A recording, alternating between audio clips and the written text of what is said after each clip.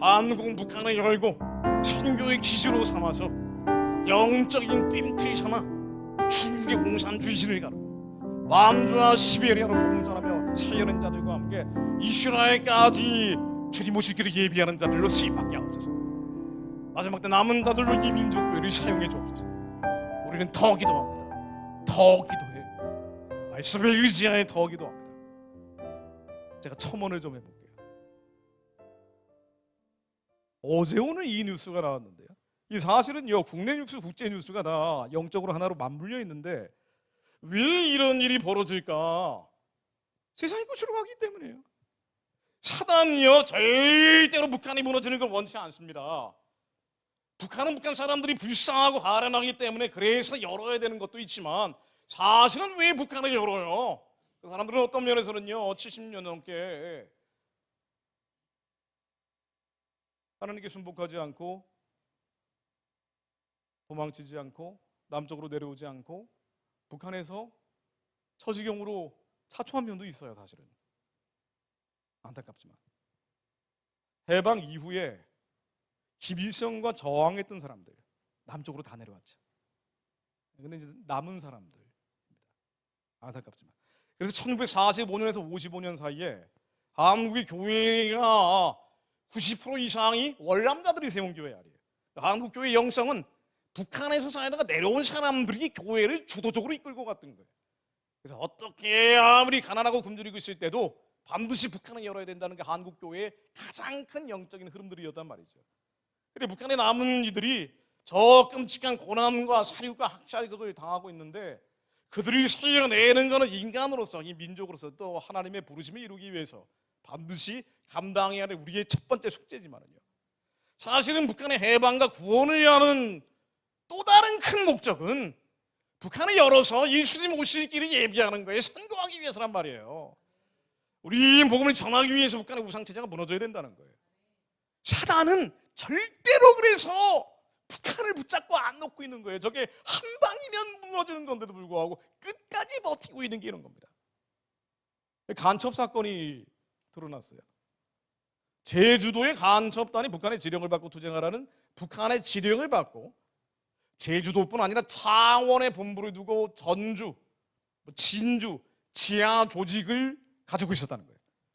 뉴스가 나오는데 워낙 간첩 얘기를 하는 게 있겠지라고 우리가 생각하고 있기 때문에 그냥 흘려 넘어갈 때가 많지만은요, 제가 뉴스를 다시 읊어드리려는 게 아니라 포인트가 있는데 세 가지만 제가 지적하고 넘어가려고 합니다. 히읗이라는 간첩 조직이라고 나오고 있어요. 간첩으로 지금 수사 중인 조직입니다. 창원, 진주, 전주 이런 지역에서 나오고 있는데 첫 번째 포인트가 뭐냐면은요, 이제 여기 나와 있는 도시들뿐 아니라 전국적으로 조직이 있을 가능성이 있다는 거예요. 요 수사를 10년을 했대요.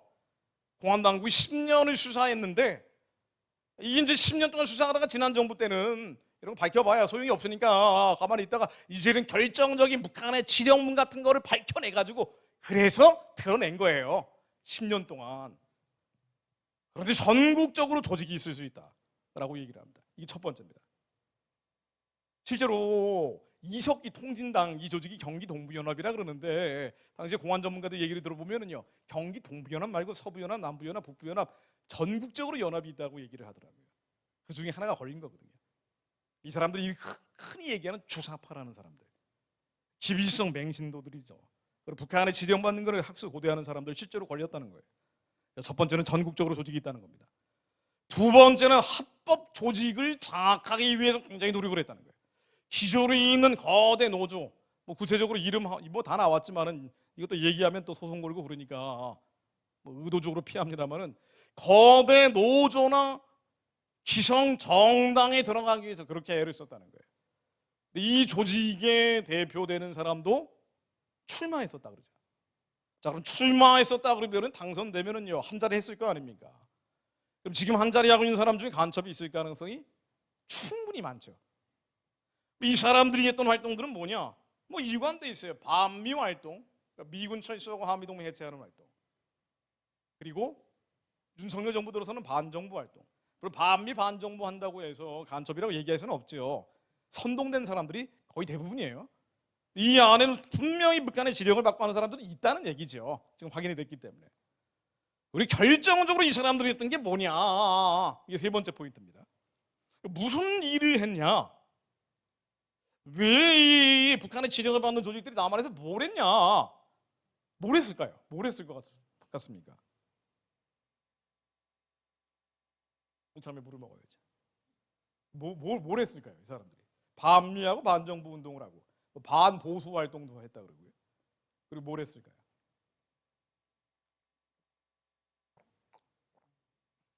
네, 대북 지원입니다. 네, 그래서 예를 들면 작년에 검거된 조직이 있어요.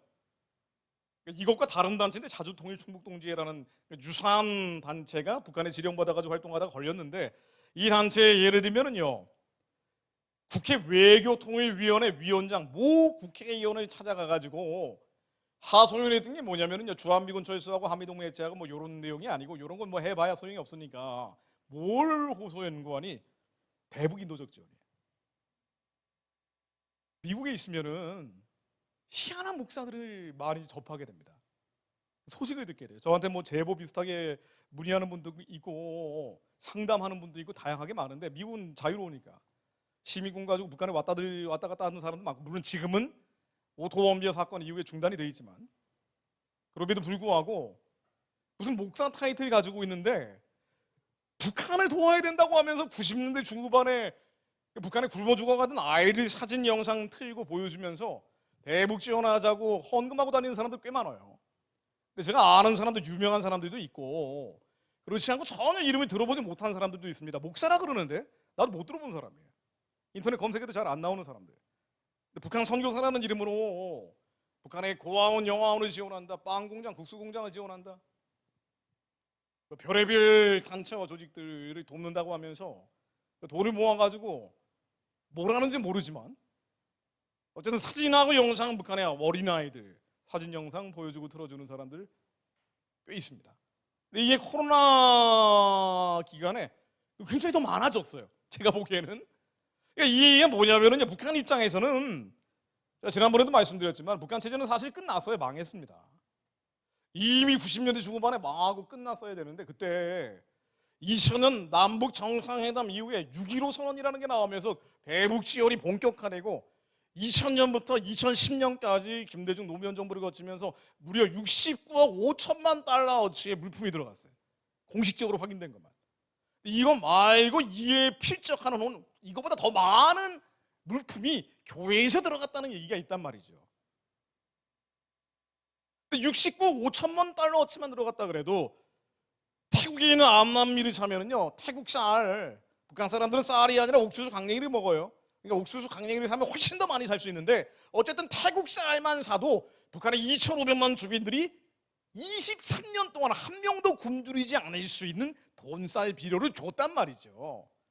근데 이게 주민들에게 들어간 게 아니라 이 돈이 어디로 갔냐? 여전히 북한 주민들은 43%나 지금도 영양실조인데, 딱 한 가지 달라진 변화는 북한의 국방비 지출이 99년에 비해서 2000년대로 들어서면서 3배나 증가해버린 거예요. 이 얘기, 이제 우리에서 돈, 쌀, 비료가 들어오면은 이거를 북한 정권이 체제를 유지하기 위해서 써야 되는 돈을 우리의 돈, 쌀, 비료로 채우고, 그 대신에 절약을 한 뒤에 이 돈을 핵무기 미사일 개발에 전용을 했다는 거예요. 뭐 당연한 공식이죠. 단순한 공식인 거예요. 그러니까 지금 북한 체제가 원래는 무너져야 되는데 결정적인 시기가 코로나 3년이었어요. 또다시 고립되고 폐쇄되고 완전히 밀봉돼 버렸거든요. 사실은 이때 북한을 더 압박하고 제재하고 봉쇄했으면요, 북한 사람들은 해방되는 거예요. 북한 사람들한테 식량 준다고 호들갑 떨지 않아도 체제가 무너져 버리면 그들에게 자유를 주면 자유롭게 물건을 사고 팔면서 먹고 산단 말이에요. 이때 한국 교회가 북한을 더 제재하고 압박하고 봉쇄해서 잠깐만 참으라고 했어야 돼요. 지금까지도 내버려뒀는데. 그리고 체제가 평화적으로 무너질 수 있는 길이 텄어야 되는데, 그거 하는 대신에 한국의 대형 교회들이 북한 지원을 했잖아요. 희한한 북한 선교사들이 따라다니면서. 지금 하고 있는 이런 뭐 희한한 북한 지령받고 있는 단체들도 뭐 했는가 하고 봤더니 대북 지원하고 다녔다는 거예요. 이 대북 지원이 들어가면 어떻게 되느냐? 인도적인 목적이라고 얘기를 하지만 인도적인 목적으로 사용되지 않는다고 제가 수십 번 얘기를 했습니다. 어떤 특정한 체제가 무너지는 거는요, 특권층이 반란을 일으키든가 군대가 쿠데타를 일으키든가 둘 중에 하나예요. 특권층 아니면 군대입니다. 그런데 특권층이 필요한 의식주를 한국 교회 그리고 전 세계 디아스포라 큰 교회들이 인도적 지원이라는 이름으로 제공을 해주는 거예요. 그러니까 특권층들은 나쁠 게 없어요. 북한 당국한테 모든 거 배급받거든요. 근데 배급 물품들이 심지어 아니 무슨 그 안에 그 깔깔한 내복까지 한국이 갖다 주니까 김정은이 고마운 거예요. 반란을 일으킬 이유가 없다고요. 필요한 물자들을 한국 교회가 인도적 지원이라고 제공을 해주니까. 그러니까 제가 한국에 있는 아주 큰 교회, 서울에 있는 큰 교회, 오늘 이제 이 얘기 말씀드릴 게 아닌데 자꾸 이제 너무 답답하니까 말이 튀어나오는 겁니다. 큰 교회가 인도적 지원했다라고 코로나 기간 동안 뭐 했나 하고 이 이제 서류를 보니까 이 서류에 나오는 인도적 지원이 하나같이 다 평양이란 말이죠. 평양에 있는 빵 공장, 평양에 있는 국수 공장, 평양에 있는 무슨 영양죽 공장. 아니 평양은 일반 주민들이 들어가지도 못하는데 평양에 들어가는 게 뭐예요? 특권층 지원하는 거지. 거기 고아원에 1년에 40톤씩 밀가루 줬다고 나오는데 아주 자랑스럽게 말이에요. 근데 평양에 있는 고아원에 1년에 40톤 밀가루 주면 그게 어디로 쓰입니까? 자, 계산해봤다 그랬죠. 이거 계산해봤더니 원생들이 100명이라 그래도 한 끼에 33개의 빵을 먹어야 된단 말이에요. 그럼 하루에 100개의 빵을 먹어야 돼, 애들이. 말이 되냐 말이에요. 이거 다 군대로 전용했겠죠. 팔아먹었을 거 아니에요. 이건 체제 지원이라고요. 정권 지원입니다. 그러니까 이게 지금 이제 검거된 단체들이 그런 거 하고 다녔다는 얘기예요. 그리고 군인들도 사람이니까 먹여야 된다 그러죠. 얼마나 인도주의적입니까? 군인들도 사람이니까 먹여야 된다고. 그리고 왜 정치범 수용소에 있는 사람들은 안 먹여요? 왜 꽃제비들은 안 먹입니까? 왜 산간 오지의 추방 지역에 있는 사람들은 안 먹이냐 말이에요. 이 사람들은 왜 안 먹이냐고요. 이 사람들은 배급 체제에서 벗어났기 때문에 아무리 많은 식량이 들어가도 절대 한 톨도 못 얻어먹는 사람들인데, 그러면서 선군 정치이기 때문에 군대로 전용되는 거 뻔히 아는데 보낸다는 거예요. 북한의 군인들이 120만 명이란 말이죠. 우리보다 3배가 많아졌어요. 120만 명의 군인들이 군대에다 묶어놓은 이유가 뭡니까? 얘네들을 사회에다 풀어넣어버리면은 아니 이게 민중봉기를 일으키니까 일부러 8년 동안 감옥에다 가둬놓는 게 군대란 말이죠. 북한은.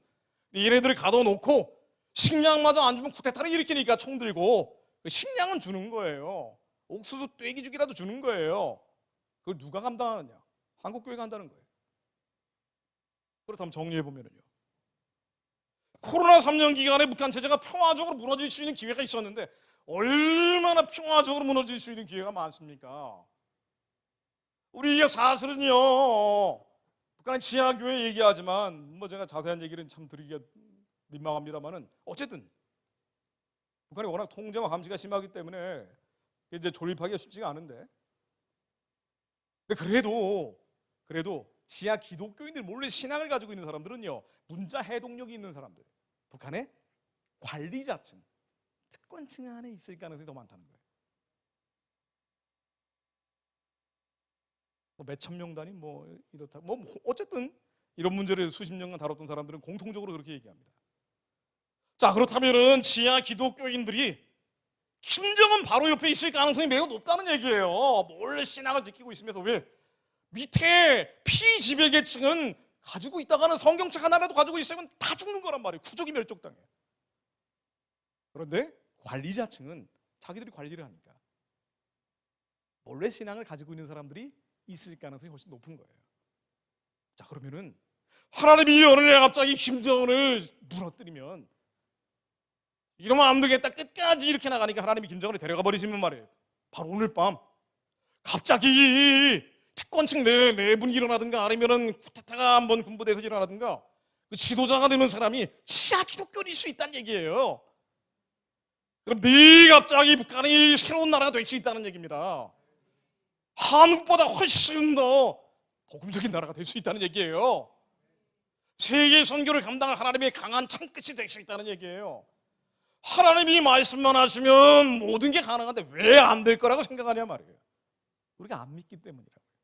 그러니까 북한 연구를 하고 있어요. 북한 선교한다는 분들이 이게 악이다 아니다를 떠나가지고 안 믿으니까 대북 지원하는 거예요.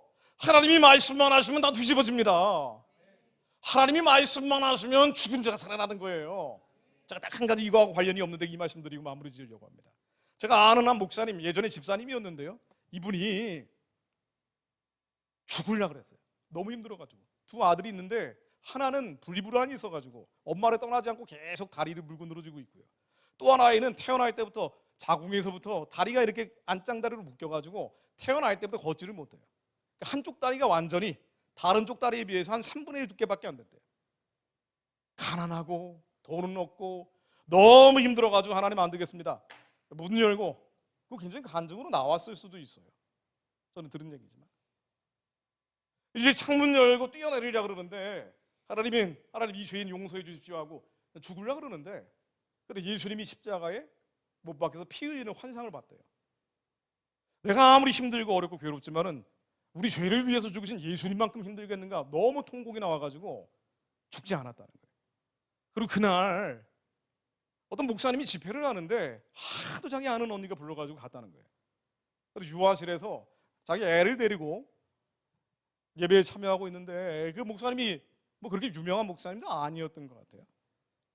옛날 얘기죠 사실은.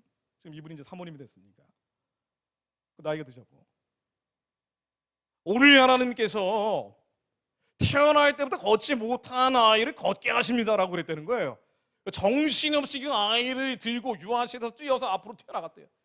튀어나가가지고 안수받으니까 그 눈 감고 떴더니 이 아이가 딱 걸은 건 아니에요. 한쪽 다리가 다른 쪽 다리하고 두께가 비슷해져 있더래요. 그리고 그 다음날 부엌에서 일하고 있는데 아이가 걷지 못하는 아이가 말이에요, 창문 쪽으로 가는 소리가 들리더니 엄마 저 잠자리 봐 그러더라는 거예요. 무슨 잠자리? 깜짝 놀라가지고 봤더니 애가 서 있더래요. 그래서 놀라게 하면 다시 앉아버릴까 봐 그래 잠자리 한번 잡아봐 그랬더니 그 아이가 걸으면서 잠자리 잡으려고 그쪽으로 가더라는 거예요. 그리고 그날 이후부터 걸었답니다. 하나님이 말씀만 하시면 죽은 자가 살아나는 거예요. 우리 성경에서 수많은 기적들을 보지 않았습니까? 우리야 믿음이 없어서 경험하지 못한다고 해서 그 기적이 일어나지 않는다고 믿는 거는 잘못된 일이란 말이에요. 하나님이 말씀만 하시면 슬픔이 변화의 춤이 되는 거예요. 하나님이 명령만 하시면 이 산더러 들여 바다에 던지오라 하면 던져지는 겁니다. 우리에게 겨자씨만한 믿음이 있으면 그대로 되는 거예요. 주님은 이 성경 말씀 믿으라고 하신 분입니다. 제가 말씀만 드리는 것도 이 말씀을 믿어야 된다는 얘기예요. 하나님이 한반도 위에 임하시면은요, 세상이 어떻게 가든 김정은은 꼬꾸라지고 경건한 자, 끊어졌던 경건한 자들이 이 민족의 지도자로 세워집니다. 그래서 북한을 열고 만주를 열고 시베리아를 열고 땅 끝까지 복음 전하는 마지막 때 쓰임없는 하나님의 남은 백성들로 이 민족 교회를 사용하십니다. 이걸 막으려고 온갖 어둠들이, 흑암들이, 사단의 진들이 발악을 하지만 이 시간으로 면오니 감춰져 있던, 숨겨져 있던 것들이 다 깨어져 무너질지어다. 이게는 별것도 아닌 것들이에요. 동성애든 낙태든 온갖 악한 것들이 다 이 시간으로 면오니 무너질지어다. 하나님 우리의 믿음의 훈련을 시키고 있습니다. 우리가 믿느냐, 정말 하나님의 말씀을 믿느냐. 하나님의 말씀을 믿는 자들이 있어야 북한 체제가 무너진 다음에 저 땅을 재건할 거 아니에요. 언더우드나 펜저러가 달랐던 것은요, 믿음이 있었던 분들이에요. 우리보다 학식이 많았던 것도 아니고 20대 초반의 청년들입니다.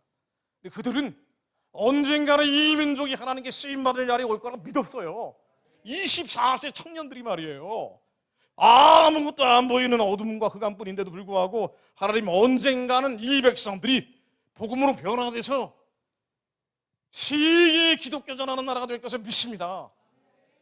그 믿음으로 행했더니 사람들이 진짜 들불처럼 복음이 번지더라 이거예요. 하나님 말씀을 믿어야 됩니다.